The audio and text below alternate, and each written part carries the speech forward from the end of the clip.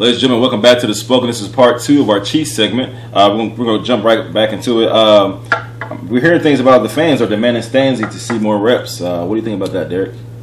I mean, it worked over there in the Donkey Land to get their quarterback in. They want it, so why can't it work here? Donkey Land, that's good. That's Donkey good. Land. You know how I feel about Donkey Land. I think it's a joke anyway. You know, just like the football team. We should use the other name for the donkey real quick. We want to. But I want to see Stanzi get more reps, man. I'm really happy that he's going to get the second stream this week because I really want to see him get some time. And I want to see him get some time with some good personnel on the field. Exactly, that's the thing. You know what I'm saying? I don't care what he does. I mean, with the 5th and 6th guy, I want to see the guy get some reps with some first and second guys because if he's going to be our number 2 and Castle goes down, you want to know if this guy can perform when the lights are on. Yeah. And you want to see how he can perform against good competition on the other team, not going against coming in when the other teams got their 3rd and 4th guys. I want to see can he produce when he's got top line talent out there. Because I mean, if he's going to be our quarterback of the future, we don't even know. We don't even know what he can do. We haven't even seen him. So I think I was really happy when I found out he's going to get the number 2 now, and I really wanted to get a lot of reps. I mean, I wouldn't be mad if he played the whole second half. I mean, because we know what Quinn can do. I've seen enough of Quinn. And, I mean, we kind of know what we got in Quinn. We don't know at all what Stanzi. Trick shot? Trick shot? He won't give up on this guy. I'm saying if he makes it, Terry better. I'm gonna be honest with you. I'm gonna be honest with you. I mean, seriously. I'm gonna be honest with you.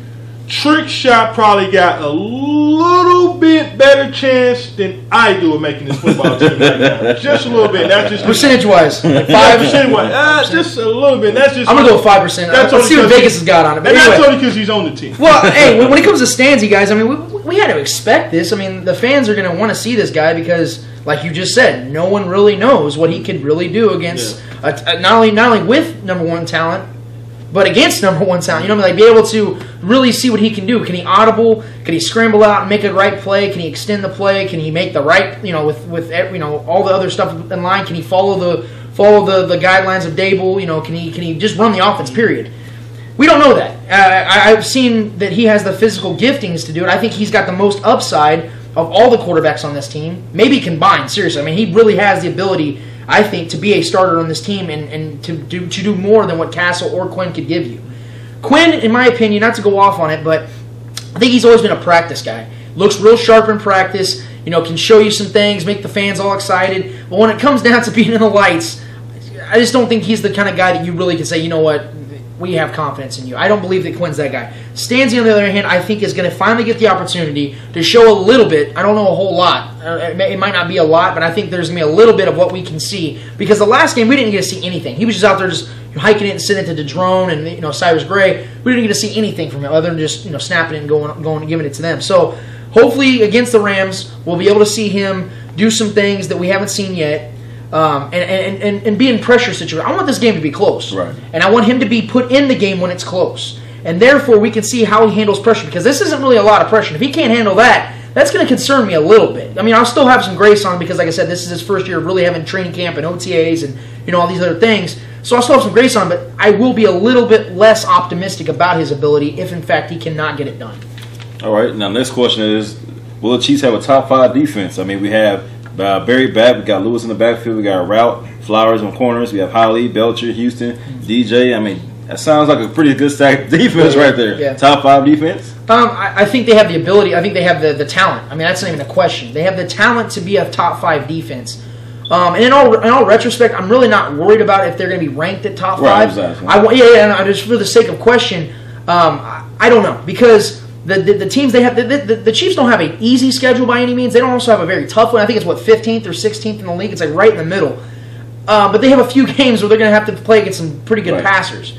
So it's going to be a challenge. They're with going against Peyton twice, going against Drew Brees. Right. So there's going to be a couple games where I can see them giving up some serious yards. I'm more concerned about this.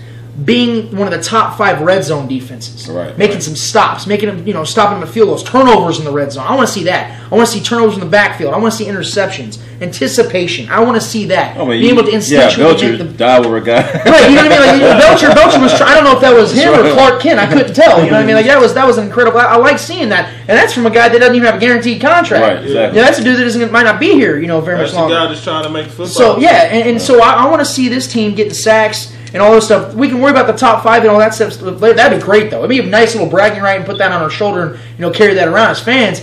But at the same time, I just want to see them play like a top 5. Not so much worried about the ranking. I mean, you can get stops, but it's about when do you get the stops. Right. You know what I'm saying? I mean, if you look at all great Super Bowl teams, they make the stops when they need to make the stops.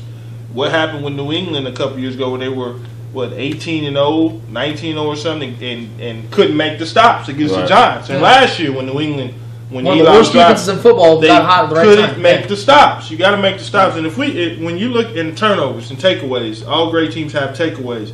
If you look at all the great Chiefs defenses in the 90s, they always run the 1 or 2 in the league in takeaways. If you're taking the ball away, the team has a chance to score, and if they can't score, you can't win the game. Right. But I think they can be a top 5 defense. I think they will be. Like I said, they do have the talent to be. It's just about executing staying healthy, and it's going out and doing it consistently. Yeah. Great defense is doing it consistently. Staying healthy is the first. Staying healthy, you have to stay healthy. Don't make sure them guys are in shape and great for it. Debo back in town. Nothing else. That's about it. Saw him with his Beats headphones on the plane. That's all I've basically seen. There's a lot. There's over thousands of people that came through KCI Airport last week. He's just one of the guys who came. That's it. So, what's your thoughts about him? Well, I've talked to some guys, like Warpaint Illustrated. I've talked to those guys. Talked to Arrowhead Pride. I've talked to other venues, accesses of Chiefs news, and what they basically told me is that they believe that he's going to be here obviously before Week 1. I believe the same thing. The biggest thing that I don't understand is why everybody is so quick to just give up on him. I'm not understanding the attitude I'm hearing from Chiefs fans. He's selfish. All he wants is money. And I'm confused because I remember hearing just casual fans saying that they're behind Drew Brees and these other guys that are holding out for money, Maurice Jones-Drew and all these other guys. What makes Dwayne Bowe any different? Why is it that this guy is all of a sudden obligated to just fulfill everything the team wants? Now it's your team. Well, what confuses me, what confuses me is that Kansas City fans do that a lot. Not just Chiefs fans, but Royals fans. Like they complain about, we're not spending enough money to keep our teams competitive. We're not doing this and doing that, and they're right. But then when the moment comes where you actually got to pay the man, all of a sudden that's the problem, and all of a sudden the man's selfish. No, what Dwayne Bowe's doing, he's making a statement. I support him 100%. Usually I'm team first guy. Usually I'm like, follow suit. Right. But this man has done everything he can to earn the money he deserves. I don't know exactly. I've told everybody, I don't care what the number is. I don't need to be making the assumption of what the number is. It could be 70 million, it could be 100. I don't really care. What I'm worried about is years. I want to see this team give him a 4 or 5 to 6 year contract because this guy is just entering the prime of his career. You need to get this guy locked up. He wants to be a Chief. I can put that on there. And people say, well, we don't know if the Chiefs offered him a contract or not. Do we know if they did? Do we know if they did? We didn't hear nothing about the Chiefs offering him a contract, so I have to go off of what I believe. And my gut's telling me Dwayne Bowe wants to be a Chief. He needs to get the contract. Simple as that. I mean, this shouldn't be an topic. I agree. I mean, Dwayne Bowe deserves the money. Right. He's been consistent. I mean, like I said, we talked about this a while.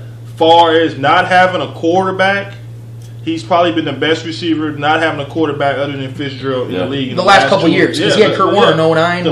Just the last couple of years. You got to pay this man. He's young. He hasn't had any problems off the field. Hasn't had any DUIs. Hasn't had any kind of not spitting drinks on women. Not headbutting women. Not headbutting women.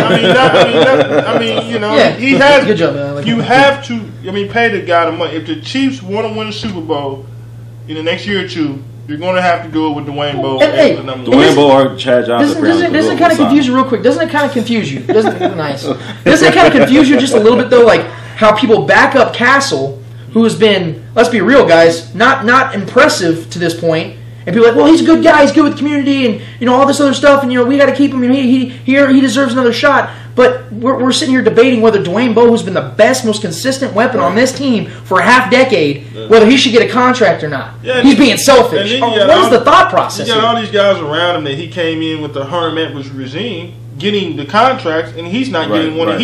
Look how long it took Derek Johnson to get going. Right.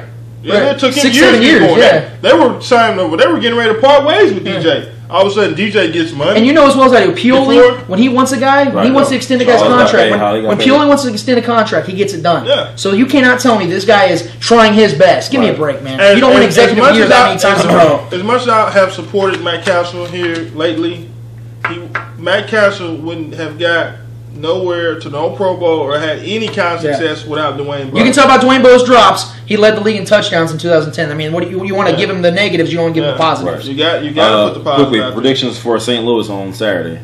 What's going to happen? What do you want to see on Saturday? Let me ask that question. I want to see a lot of Stanzi. I want to see a lot of Stanzi get a lot of playing time. I know what Castle's going to do. He look, a couple plays, sequences with Castle. Boom, get Stanzi in there, and I let Stanzi really play with some good guys. That's really what I'm looking for, and I want to see the defense continue to get better.